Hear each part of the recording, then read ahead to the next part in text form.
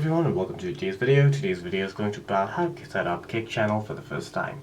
For that, the first thing that you'll have to do is open up Google Play Store on your device, and then in the search bar simply search for Kick and then hit Go or Enter on your keyboard. Hit install right next to Kick, but after installing Kick on your device, you can head over to your app drawer and then search for Kick in the search bar of the app drawer. Open up Kick on your device. After you've logged into the app, you can simply hit login or sign up. For now, we're going to be hitting sign up as we do not have an account. Here you must enter your email, your Kick handle, along with your password. Your Kick handle should be public and should not match any other's Kick handle.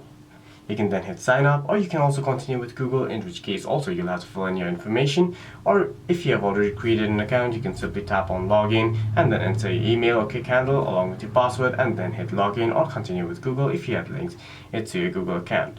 You can also use Kick without logging in which case you'll simply be able to watch content but you'll not be able to interact with them or create content. For any further questions, please feel free to leave a comment down below.